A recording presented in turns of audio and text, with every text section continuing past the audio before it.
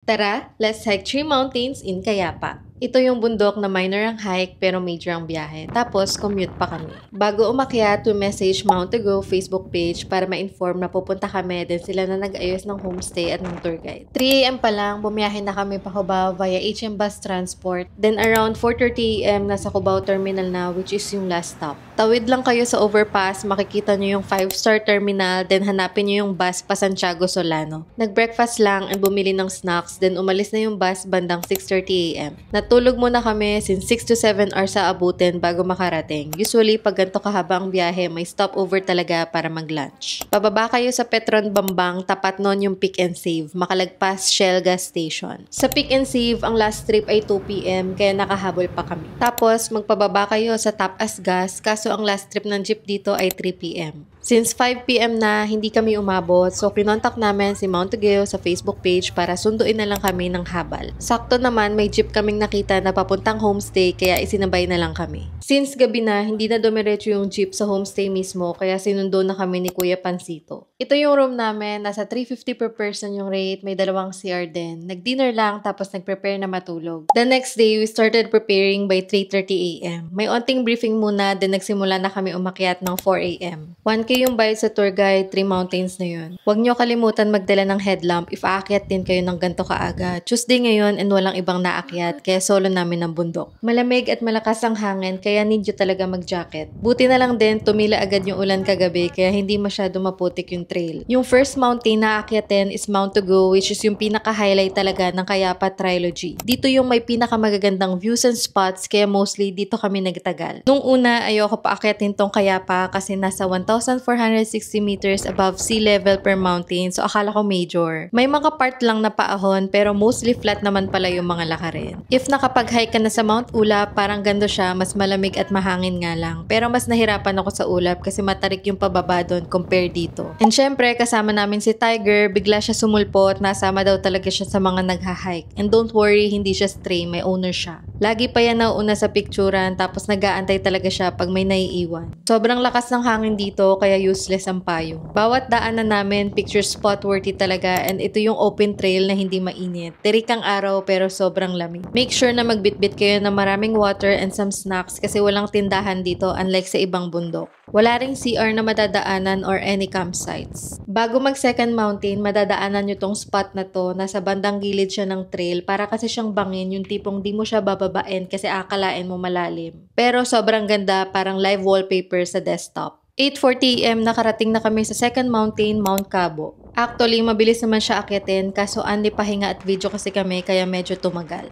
Sinulit talaga namin kasi ang layo ng biyahe and we're thankful kasi ang perfect ng weather. Medyo challenging lang yung sa third mountain kasi dito na yung medyo matarik na part pero kaya naman. 10 AM nag-decide na kami bumaba via Spanish Trail para mas mabilis. Malamig pa rin naman kaso medyo masakit na sa mukha yung sikat ng araw kaya baon kayo ng sunscreen. If gusto nyo naman day hike lang, pwede kayo mag-join ng mga orga. Pero usually kasi weekend hike sila. Pwede rin naman if may sarili kayong sasakyan o mag-rent kayo ng van para mas mabilis. Nakababa kami around 12:30 PM na. Nagpaluto na rin kami ng lunch para pagtapos namin ng hike, diretso kain na. Ang jeep dito 7 AM lang ang schedule kaya naghabal na lang kami. May babayaran din na registration fee sa barangay hall for 150 pesos per person. Dito na kami binaba sa Babang Highway malapit sa Shell at Pick and Save para mag-abang ng bus pabalik Manila. 11:30 PM Cubao na, then sumakay kami ulit sa HM Bus Transport pa Laguna and 2 AM I'm finally back home. Mas pagod pa ako sa biyahe pero sobrang worth it. So if you're looking for a sign to hike Cayapa Trilogy, go mo na yan. Yun lang, see you on our next hike!